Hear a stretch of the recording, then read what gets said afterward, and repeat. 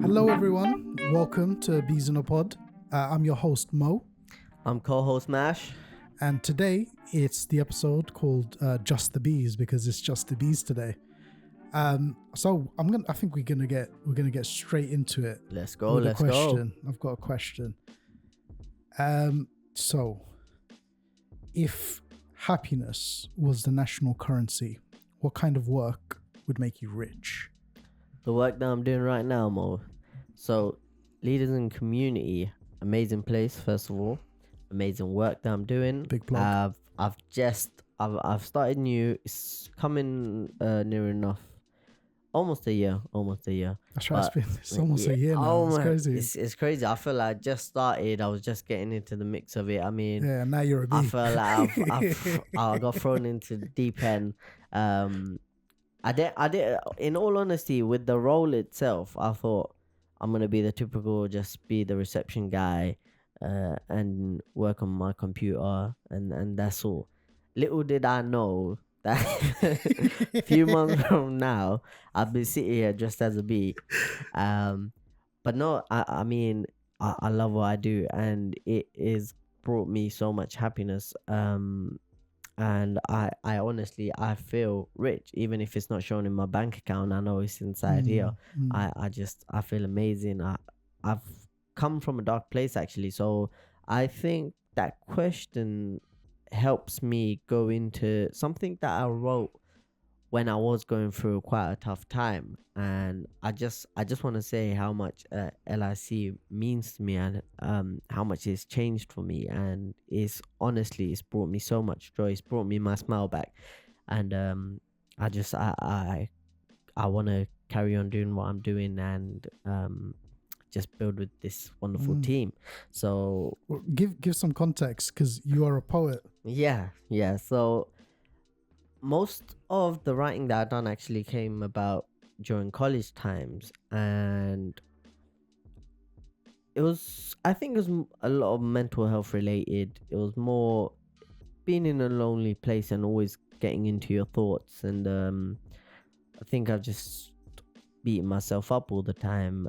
So a lot of my writing, for someone who would read it, it's depressing, it's sad. And I think only the writer truly understands where it's coming from. So yeah, it was just, I was going through a tough time. I can't label it as one reason. It was just, I think, everything together, which helped me kind of make this piece. So if you don't mind, more, just wanted to say a few lines, because it is quite a lengthy piece. So I just wanted to go through like the first like para. So the floor is yours. Thank you. So it's called Don't Let Me Go to a Thought. So yeah, let's get straight into it. Do I speak to demons in my sleep when they enter my thoughts?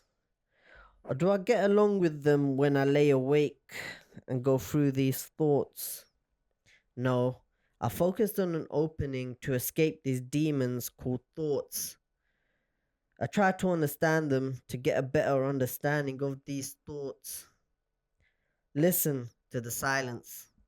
It's the loudest time to hear the screeches of these demons, eating my mind away to try to find a way to get away from these demons. Teach me a way of controlling these dark thoughts I call demons. My mind is made like a maze with no escape to the outside world. Each exit is just the way back into the maze that keeps me away from the outside world. Take me away to a safer place where I can find myself without feeling lost.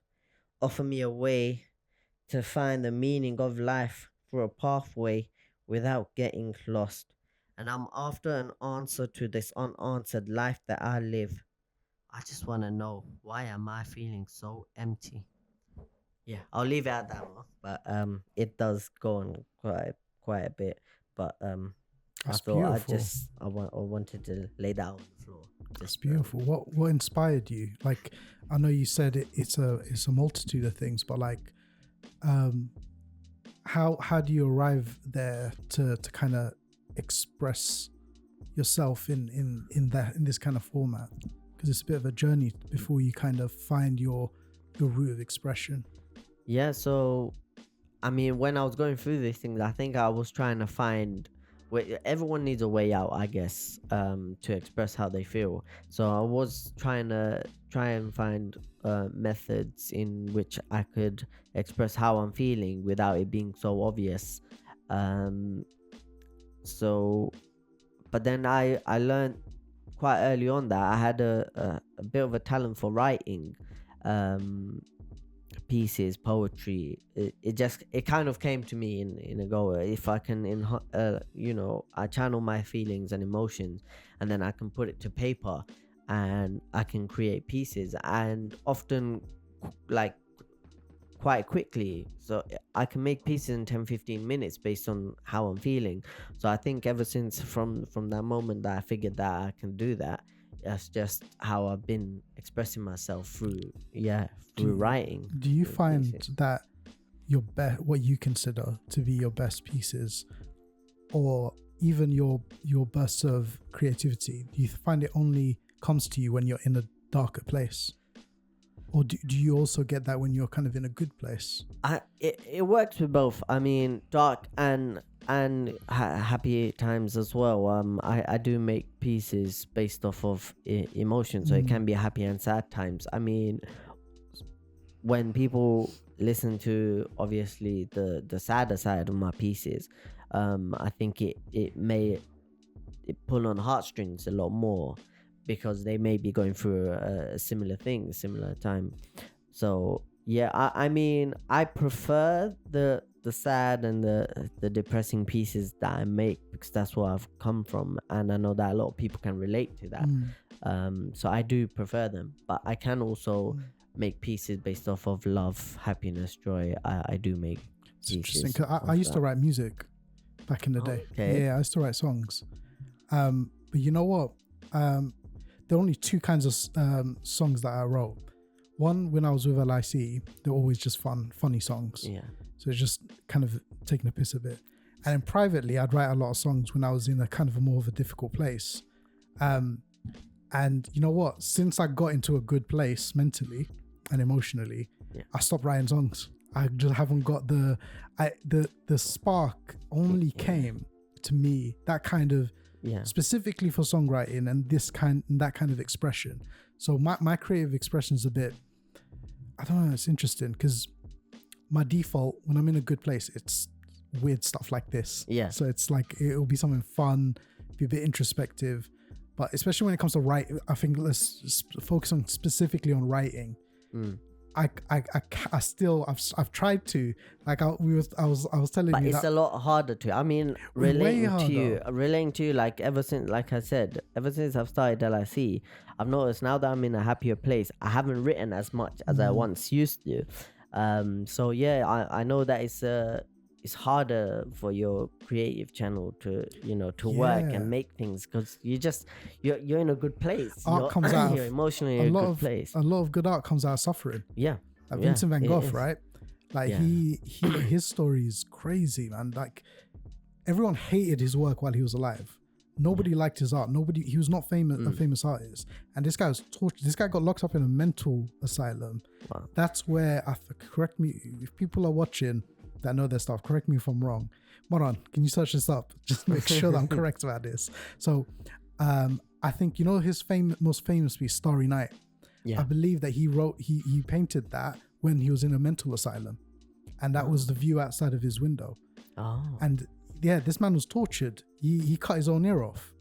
Yes, I heard about that. And nobody liked his art until he was dead. Yeah. So he never knew the impact that his work would leave behind once he's gone. And he's one of many. Like it's crazy how much. But do you feel like that happened in the music industry as well, though? Do you feel like people start listening to a person's music once they're gone? I think so. I think what I mean, what would you say needs to change? How do you show appreciation or value someone's work once they're here so they can hear about it? Why is it only that when you no longer know this person, will no longer see them, I think it's just and they're timing. gone? I think Why it's- is it? No, I don't know. I think some of it's maybe that's timing, because with Van Gogh specifically, he maybe his art style wasn't popular for people of his time. You know, because art, some people are ahead of their time. Some people invent things or do things way too early. Yeah. Like the world is not ready for it.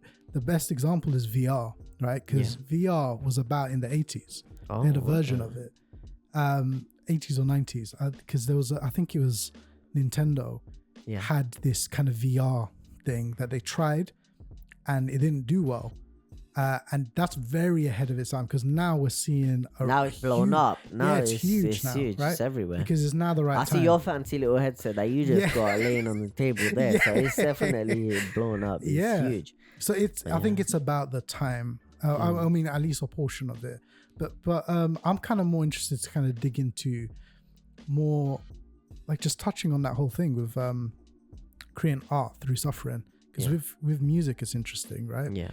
I'm trying to think of like a musician who, once they stopped being in pain, the quality of their music, I think for me, I don't know if this is true, but because like Ed Sheeran, right? I used to really like him. Yeah. When he first came out, right? I really like his first two albums. Was it Plus and X? I think the first two ones. There was one like, you know, Lego House was the album with Lego House, and then the second one, I think, is the one that has, you know, when your legs don't work, like that one, right? His music has changed so much, and that's not a bad thing. Artists grow and change, but I don't know, for me personally, because. But do you think? I mean, I don't know how true again it is in the music industry, but your label does have a huge say in what you release or what you do, what kind of songs you sing. You know, like, who would be good to answer this question is Nassim. If he was on this episode, this is him. So for those who don't know, he'll be on an episode later. But Nassim's one of our trustees, and he's an aspiring what's the word, intellectual property lawyer, specifically in the music industry.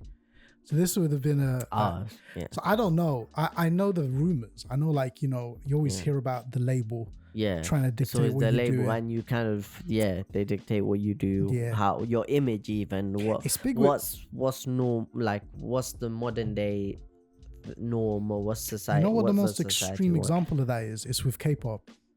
With K-pop, right? These people, these groups, like what's the big one? What's the big group? BTS. BTS, that's it. Groups like that, right?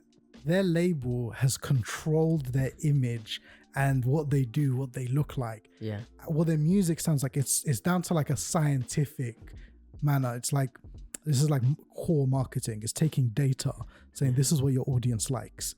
So you need to look like this, you need to dress like this.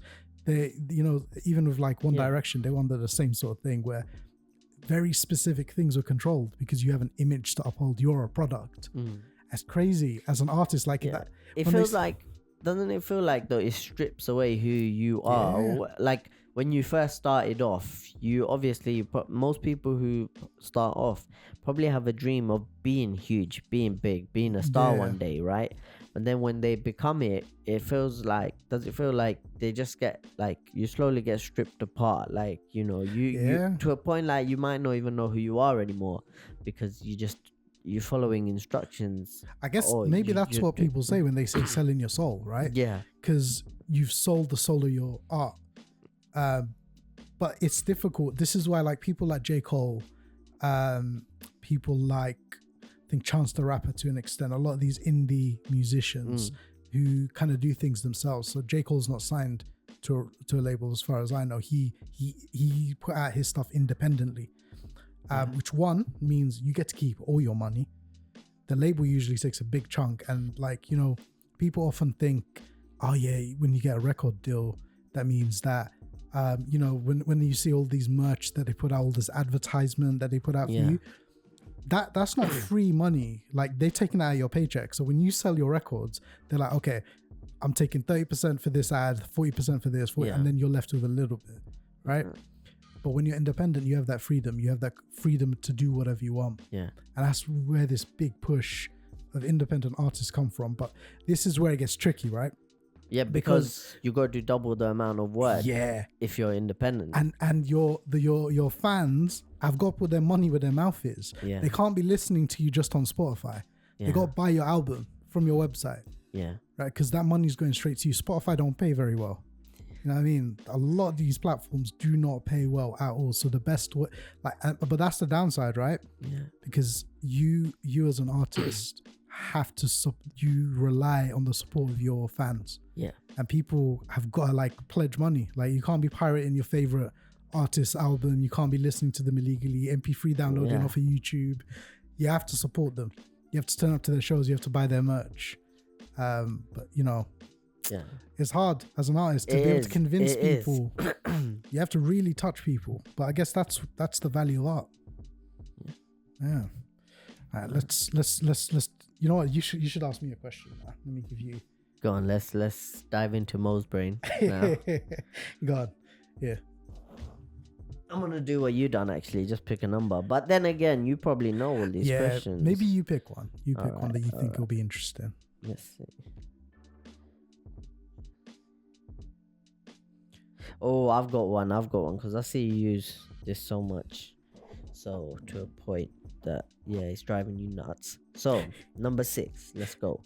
Do you think artificial intelligence will ever become conscious? If so, what ethical consideration should we have?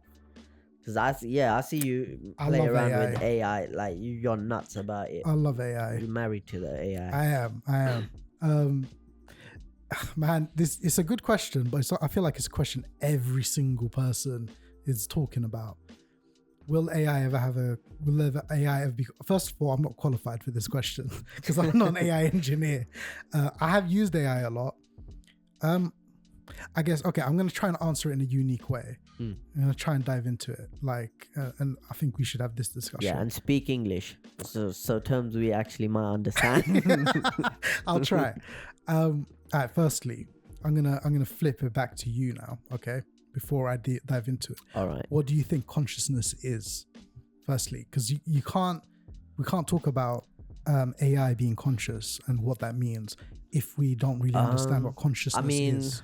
In a little bubble, in my own way, I'd say consciousness is similar to being aware. It's knowing your action, knowing what you're doing, knowing right from wrong. Being conscious, like being awake. But you said two different things there. I love this kind of conversations. So I'm gonna dig into this. So you said two different things there, right? Okay. First thing was you said kind of being aware, and then you said knowing right from wrong. Okay. Those are two huge. Okay, so firstly, let me put it this way: would you say a sunflower is aware? Because it's following the sun, right? It can face the sun. It's aware of its surroundings. Certain animals, certain plants are aware of their surroundings. Yes, I would say it is aware. So does that make it conscious? Or is it like is it a tick list? It's a tick list. I don't think it makes it conscious now. Okay, cool. So then we have to strike that off as a major list. It could be something that you can put in there. Yeah. But it's not a major contributor, right? So let's try and figure out what are the major contributors. So, okay, right and wrong, ethics. Okay. Right. So that's such a sticky conversation because right and wrong is not universal. No, it's perspective because someone might deem something right completely different to someone else. Yeah. Okay, all right. That's a whole tangent. Yeah, all right, continue. What else do you think makes consciousness?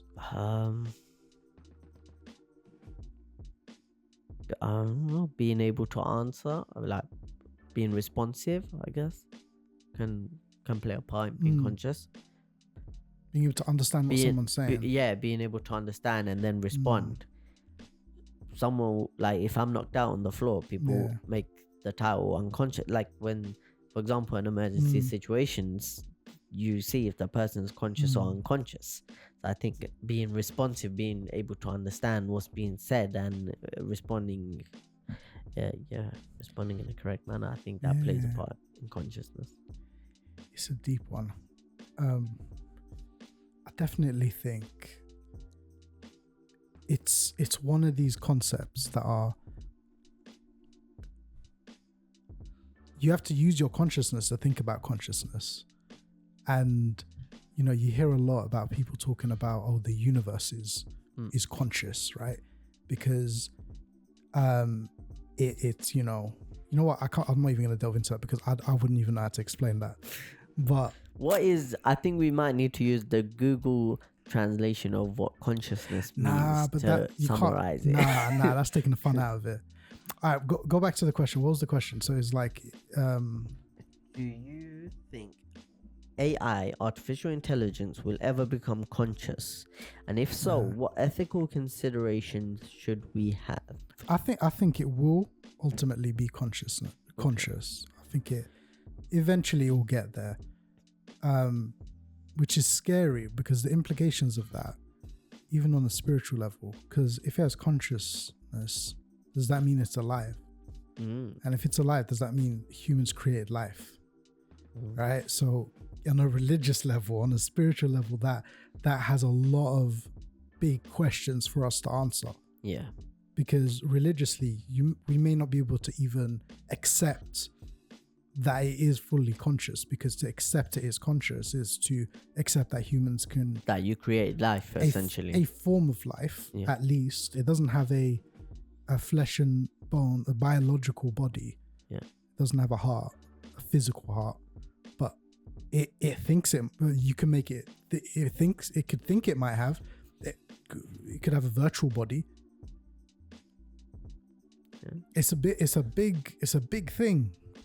If it did come to life, and then on top of that, it's like what about where it's used? Like, because like going back to what you said in terms of telling right from wrong, how would an AI uses data from humans, outside source? So like ChatGPT, right? Yeah.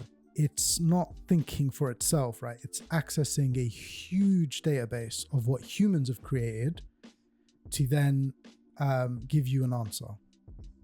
So it's this AI is going to be initially at least drawing off of a human database. Yeah. But then if it's conscious, it's adding its own thoughts into it. So how will it know what's right from wrong?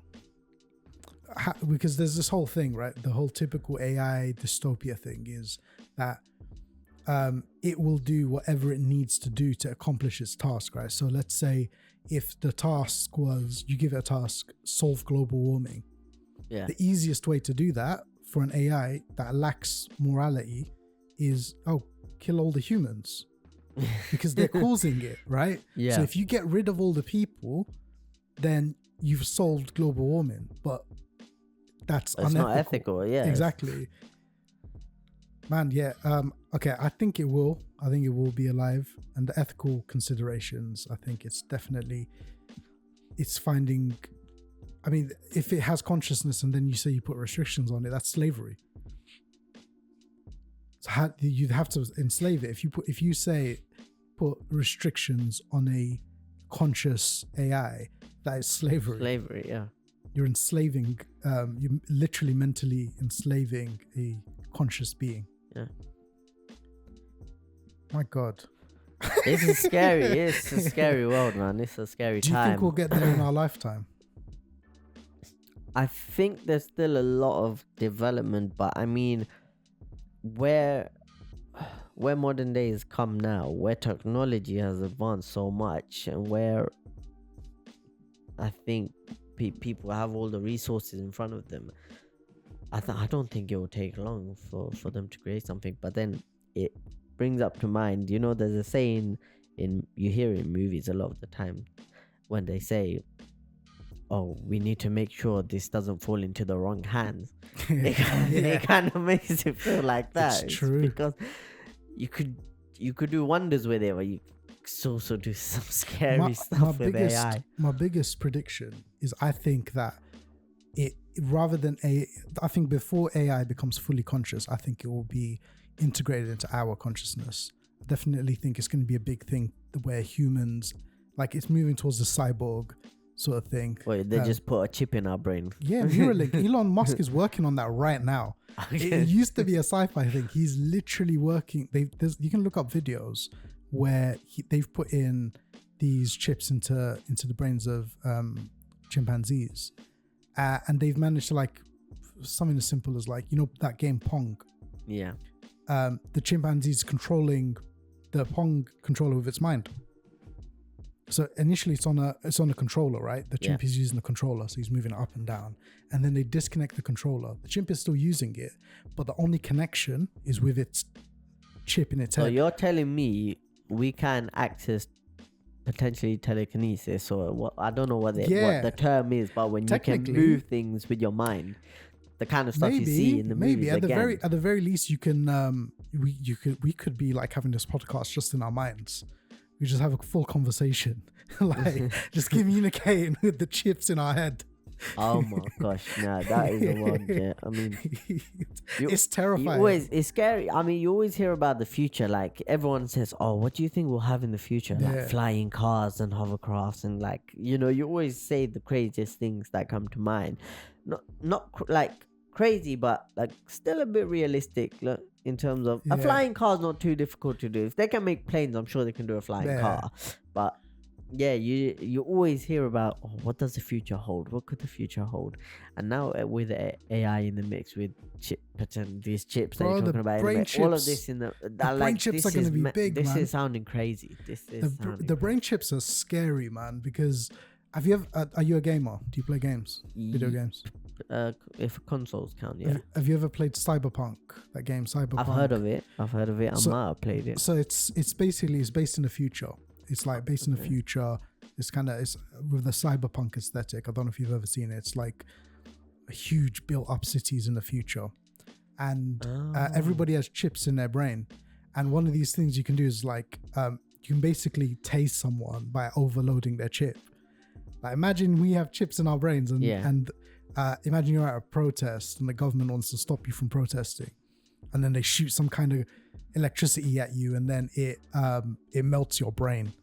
Like, you know, this is a world I don't want to live in. That is. I don't think we're far off it. So if Elon Musk is saying we're not far off that, would you get the chip? No chance. So let me elaborate on it. I mean, let me elaborate. There's probably good in it, but let me elaborate what allegedly it can solve, right? So allegedly it can help with making sure that you never suffer any mental health issues.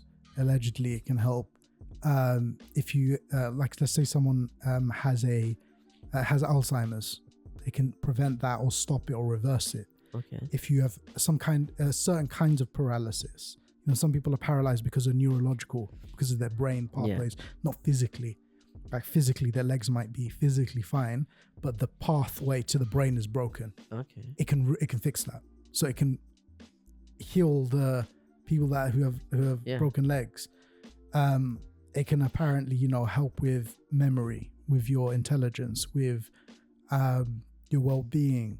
So that's a lot of good there. What's the downside to it?